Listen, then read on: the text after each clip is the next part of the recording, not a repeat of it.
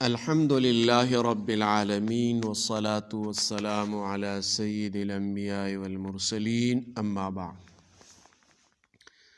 آج ایک مسئلہ بیان کر رہا ہوں۔ وہ مسئلہ اختلافی مسئلہ ہے۔ مسئلہ یہ ہے، نبی علیہ السلام کے سایہ نہ ہونے کے مسئلے میں بریلوی علماء اور علماء دیوبند کا اختلاف ہے۔ اس اختلاف میں ہم دونوں طرف سے دلائل پیش کریں گے اور دونوں کا موقف بیان کریں گے۔ لیکن اس سے پہلے اگر آپ لوگ اس چینل میں نئے آئے ہو تو برائے مہربانی یہ چینل سبسکرائب کرے تاکہ ویڈیو لوگوں تک پہنچ جائے۔ اور دوسری بات یہ ہے کہ 1 سال ہو گیا اور ہمارا چینل ابھی تک اپنی جگہ پر کھڑا ہے اور آگے نہیں جا رہا، تو برائے مہربانی ہمیں سپورٹ دے اور چینل سبسکرائب کرے۔ جزاکم اللہ احسن الجزا۔ تو مسئلہ یہ ہے، نبی علیہ السلام کا سایہ نہ ہونا۔ دونوں مسالک کے دلائل مع حوالہ پیش کریں گے۔ اس پر بریلوی علماء کا موقف اور دلائل یہ ہے۔ بریلوی علماء کا موقف یہ ہے، نبی کریم صلی اللہ علیہ وسلم نور ہے،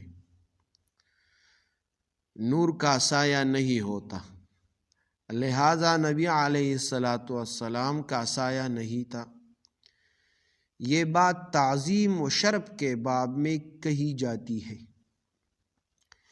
اس پر بریلوی علماء دلائل پیش کرتے ہیں۔ دلیل نمبر 1 حدیث پیش کرتے ہیں، کان رسول اللہ صلی اللہ علیہ وسلم لا یقع لہ ظل فی شمس ولا قمر۔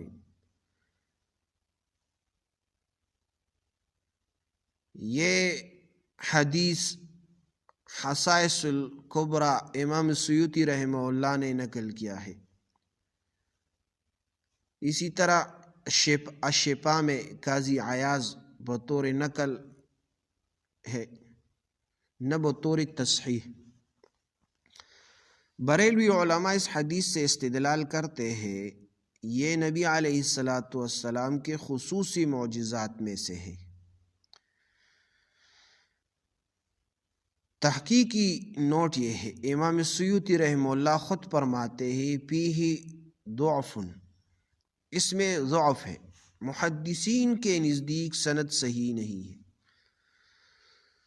بریلوی علماء دوسرا دلیل پیش کرتے ہیں، نبی کریم صلی اللہ علیہ وسلم کا نور ہونا قرآن سے دلیل پیش کرتے ہیں، قد جاءکم من اللہ نور و کتاب مبین، تحقیق تمہارے پاس اللہ کی طرف سے نور اور روشن کتاب آ چکی ہے۔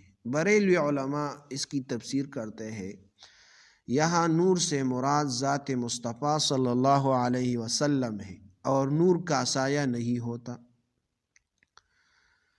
نمبر 3 اولیاء کے اقوال۔ امام احمد رضا خان بریلوی فتاوی رضویہ میں لکھتے ہیں، نبی علیہ السلام کا سایہ نہ ہونا آپ کے نورانی جسم کی دلیل ہے۔ یہ دلیل قرآن یا صحیح حدیث نہیں بلکہ اکابر کے فہم پر مبنی ہے۔ یہ بریلوی علماء کا موقف اور اس کے دلائل ہیں۔ اب ہم علماء دیوبند کا موقف پیش کریں گے۔ علماء دیوبند کا موقف یہ ہے، نبی علیہ السلام افضل البشر ہے، مگر بشر ہی ہے، سایہ نہ ہونے پر کوئی قطعی دلیل نہیں۔ ضعیف روایت سے عقیدہ ثابت نہیں ہوتا۔ اس پر دلیل پیش کرتے ہیں، قرآن پاک کی آیت ہے، قل انما انا بشر مثلکم یوحی الی، کہہ دیجئے میں تم جیسا انسان ہوں، میری طرف وحی کی جاتی ہے۔ علماء دیوبند اس سے استدلال کرتے ہیں بشر کا جسمانی اثر سایہ ہے جب تک اس کے خلاف دلیل نہ ہو۔ دوسرا دلیل قرآن کی آیت ہے جسمانی لوازم بشر یأکل الطعام ویمشی فی الاسواق، یہ رسول صلی اللہ علیہ وسلم کھانا کھاتا ہے اور بازاروں میں چلتا ہے۔ کھانا، چلنا، جسم، سایہ، تو اس سے ثابت ہوا کہ رسول اللہ صلی اللہ علیہ وسلم بشر ہے۔ تیسرا، نور ہونے کا صحیح مفہوم دیوبند کہتے ہیں، علماء دیوبند کہتے ہیں نور سے مراد ہدایت ہے، جسمانی نور نہیں۔ مثال کے طور پر قرآن پاک کی آیت ہے اللہ نور السماوات والارض، یہاں بھی نور ہدایت ذات نہیں ہے۔ ہدایت کو نور کہاں ہے؟ نمبر 4، حدیثی اصول فیصلہ کن بات اصول حدیث میں ہے العقائد لا تثبت بالاحادیث الضعیفہ، عقائد ضعیف احادیث سے ثابت نہیں ہوتے۔